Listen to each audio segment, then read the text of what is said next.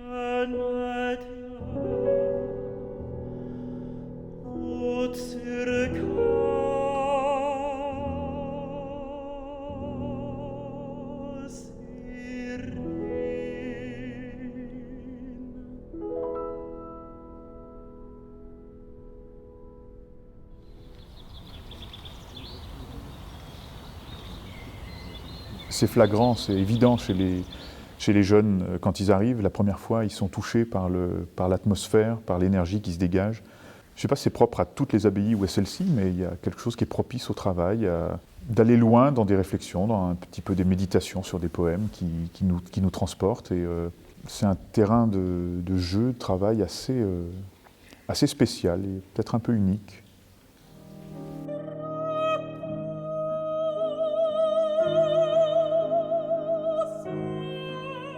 Ce que l'on souhaite faire ici, c'est que nos fonds servent et correspondent au projet culturel de la Fondation. Vu l'ampleur et la place qu'occupe le répertoire du lied et de la mélodie, ça paraît, quand on le peut, pertinent de compléter nos collections. Ça peut être un levier aussi pour des projets que vous portez, et qui peuvent trouver leur place dans tel ou tel programme de soutien, d'accompagnement de la Fondation.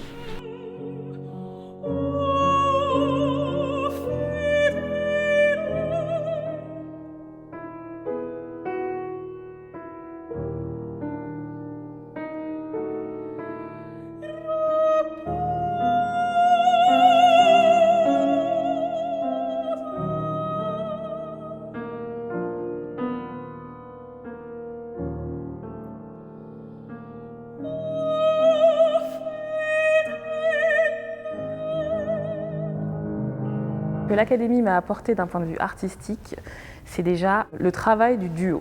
C'est-à-dire que c'est un travail très particulier de musique de chambre. Déjà juste techniquement, pour pouvoir faire un son, mais vraiment ensemble, c'est tout un art. Et ensuite, pour pouvoir interpréter, sachant qu'on n'a forcément pas la même image exactement, parce qu'on est deux êtres humains vraiment uniques et différents, mais en même temps se rejoindre chacun avec son image pour donner quelque chose de fort, commun, c'est vraiment c'est du travail, quoi. L'héritage que j'ai de tout 20 ans de travail avec cet homme, Ruben Lifshitz, c'est pas rien, c'est un vrai héritage effectivement, mais Ruben m'a jamais enseigné de recettes, de façon de faire précise. C'est toujours une approche un peu générale, une façon de lire, une façon d'écouter, une façon un peu personnelle, avec un certain effacement aussi pour laisser la place à la musique et à la poésie.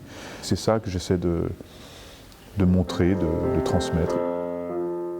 Si vous me disiez que l'espace ainsi vidé ne vous plaît point, chevalier de Dieu, balance au poids, j'étoile le vent qui passe, Ouais, c'est très bien. Mais utilise ça, parce que c'est une très belle image en plus. Si vous me disiez qu'il n'y a plus d'étoiles dans le ciel, si ça ne vous plaît pas, j'en mettrai d'autres. Mais j'étoilerai le vent qui passe. C'est très beau à dire en plus. Et l'image est belle.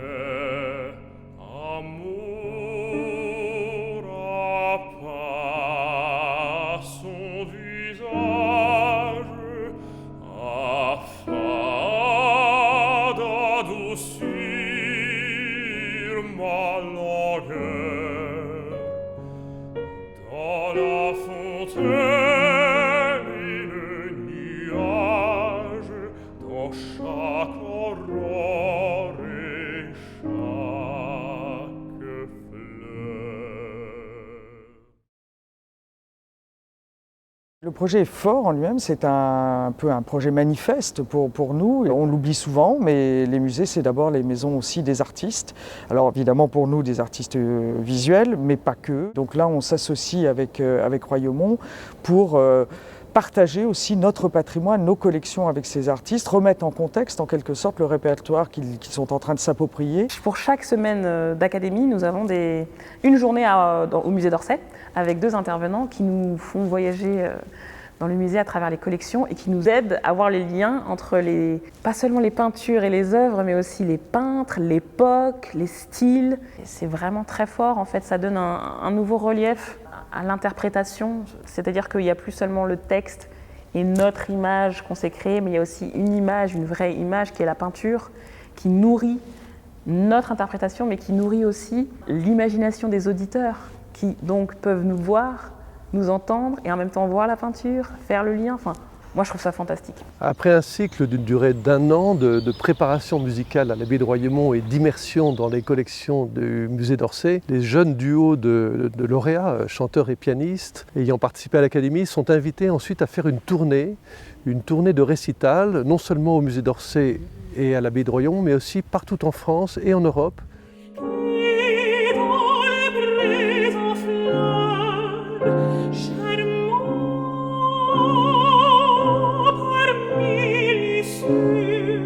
Oui, je m'amuse à chanter des pièces pour baryton, pour ténor. J'adore chanter les histoires naturelles de Ravel, par exemple, qui sont vraiment très souvent chantées par baryton, mais j'adore les chanter.